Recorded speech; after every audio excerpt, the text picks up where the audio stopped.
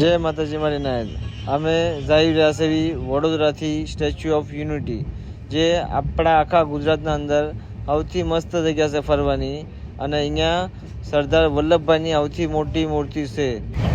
આ Vadodara bus stand છે, જે વડોદરા સ્ટેશનના બરાબર સામે જ છે. અહીંયાથી અમે બસ પકડીને જાવી છીએ. અમે બસમાં બેસી ગયા છે વડોદરા બસ સ્ટેશન, અને 20 નંબરનું સ્ટેશન હતું. અહીંયાથી અમે બેઠા અને અમારી જર્ની સ્ટાર્ટ થઈ ગઈ.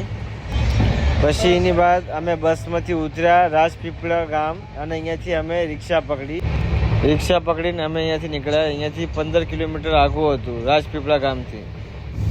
હાલો આગળ જોવી અમારી ભેગે શું થયું, તમે પણ જુઓ જર્ની અમારી કેવી રહી છે. કમેન્ટમાં લખીને અમને કહેજો.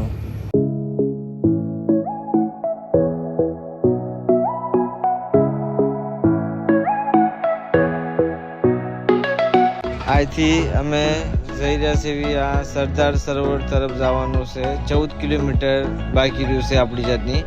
પછી સરદાર વલ્લભભાઈની આપણને સૌથી મોટી મૂર્તિ જોવા મળશે. આપણે જોવી.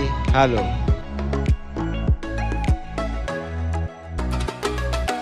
અહીંથી સરદાર સરોવર 14 કિલોમીટર રહ્યું છે. હવે આગળ આપણે પહોંચતા આવી છીએ. આ નર્મદા નદી છે, જે સરદાર વલ્લભભાઈના અહીંયાથી જ નીકળે છે. નર્મદા નદી. આ એનો ક્લાઇમેટ પણ બહુ સારો છે. બધા પહાડ આપણને દેખાવા મળશે અને નદી છે. આપણે જેની વાઇટ જોઈ રહ્યા હતા અહીંયા આપણે આવી ગયા.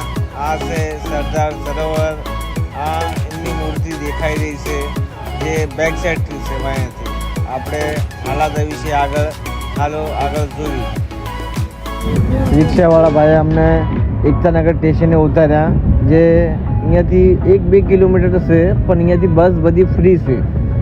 એકતાનગર સ્ટેશનથી તમે બસમાં બેહો, તમને ઠેઠ સરદાર વલ્લભભાઈની મૂર્તિને અહીંયા મૂકવા આવે, અને એનો કાંઈ ચાર્જસ નથી. બધી લઈ પણ જાય અને લઈને આવે. બસ છે ઇલેક્ટ્રિક, અને બધી ફ્રી આવે છે એકતાનગર સ્ટેશનથી.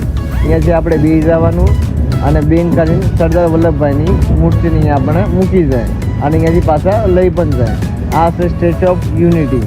જો અમે બસમાંથી હેઠે ઉતર્યા છે. આ બસ છે, અને ઇલેક્ટ્રિક બસમાંથી અમે ફ્રીમાં ઉતર્યા છે. કોઈ ચાર્જસ ટિકિટ નથી લીધો આપણને. એના સામે તો આપણને સરદાર વલ્લભભાઈને અહીંયા ગેટના સામે જ ઉતારી નાખે છે. અને અહીંયાનું તમે વ્યૂ જુઓ. આ વ્યૂ જુઓ. બાજુમાં નર્મદા નદી છે. આ સરદાર વલ્લભભાઈની સ્ટેચ્યુ ઓફ યુનિટી, જે આખા દુનિયાના અંદર પહેલા નંબરમાં સૌથી મોટી મૂર્તિ કહેવામાં આવી છે. લ્યો કરો હવે. પથ્થર ઠોકાઈ ગઈ. અમને ટિકિટ મળી નહીં. અમે મોડા પહોંચ્યા એના ટુ. હવે અમારે આયાને બહાર રખડવું પડશે. આયા જો બહારથી અમે આ બધું બતાડી છીએ. અમને મોડા પહોંચ્યા એવી તમે ભૂલ ન કરતા. પથ્થર ઠોકાઈ ગઈ. અમારી બધી આખી ટ્રીપ અમારી ફેલ થઈ ગઈ છે. આયા બહારથી અમે જોઈ લેવી છીએ, અને ફોટા પાડી રહ્યા છીએ અમે બહારથી. અમારી ટ્રીપ આખી ફેલ થઈ ગઈ છે. હવે અમે શું કરશું? આખી ટ્રીપ ફેલ થઈ ગઈ, અને બાબુડાની પથ્થર ઠોકાઈ ગઈ છે. હવે અમે કંટાળી ગયા. ફોટા પાડી લેવી, અને હવે હાલતા થઈ જવી. બીજું હું રેજો મારી નાઈટ હાલતા ન થતા.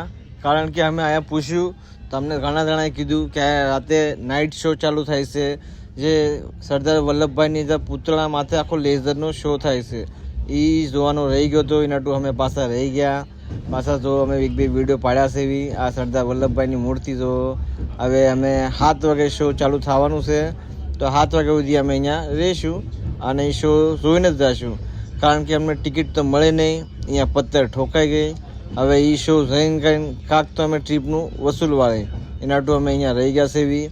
હવે શોની વાઇટ જોઈ છીએ. 7 વાગે ક્યારે અમે પહોંચી ગયા હતા 5:30 વાગે. આ શો આ રાતે લાઇટ શો ચાલુ થઈ ગયો, જે 7 વાગે પરફેક્ટ હતો. એમાં સરદાર વલ્લભભાઈની જે મૂર્તિ ઉપર જ લાઇટ શો આખો થાય છે. એ અડધો કલાકનો શો છે. બહુ મસ્ત રીતે જોવા મળ્યું છે. આખી સરદાર વલ્લભભાઈની કહાની બતાડી છે. એમનો જન્મ થયો, એમને ભાઈ બહેન ને 2 જણા હતા, એ ક્યાં ભણ્યા, એ બધું એમને બતાડવામાં આવ્યું છે આખી લાઇટના શોના અંદર. બહુ સારું જોવાનું છે. તમે આ જોજો. બહુ સારું છે. રાતે શો 7 વાગે ચાલુ થશે, અને 7:30 ખલાસ થઈ જશે. આ લાસ્ટ શો જોઈને જશો, બહુ મજા આવશે તમને. આ અમે બધું જોયું તો અમને મનમાં એવો વિચાર આવ્યો કે આવી ભવ્ય મૂર્તિ ક્યારે બને જે આખા વર્લ્ડના અંદર પહેલા નંબરમાં છે. सरदार सरदार सरदार तू सरदार कहलाता सरदार भारत गणराज्य जनेता अखंड भारत निर्माता हो भारत गणराज्य जनेता अखंड भारत निर्माता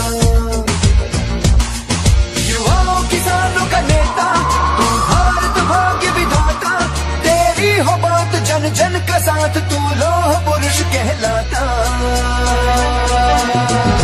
सरदार वल्लभभाई पटेल सरदार वल्लभभाई पटेल सरदार वल्लभभाई पटेल तू सरदार कहलाता भारत गणराज्य जनेता अखंड भारत निर्माता युवाओं किसानों का नेता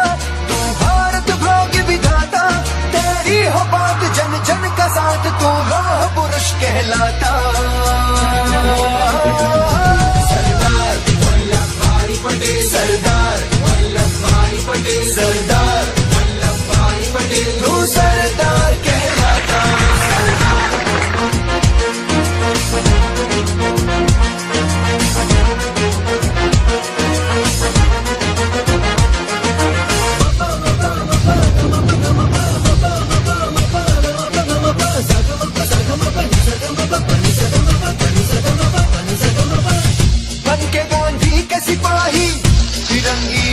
हटाया एक मत करके हिंद को बेटे का फर्ज निभाया तू हिंद देश की शान सरदार है तेरा नाम तू लोह पुरुष भारत का तुझको शत शत मेरा प्रणाम तुझको शत शत मेरा प्रणाम तुझको शत शत मेरा प्रणाम किसानों गरीबों का नेता तू भारत भाग्य विधाता तेरी हो बात जन जन का साथ तू लोह पुरुष कहलाता सरदार वल्लभभाई पटेल सरदार वल्लभभाई पटेल सरदार वल्लभभाई पटेल तू सरदार कहलाता सरदार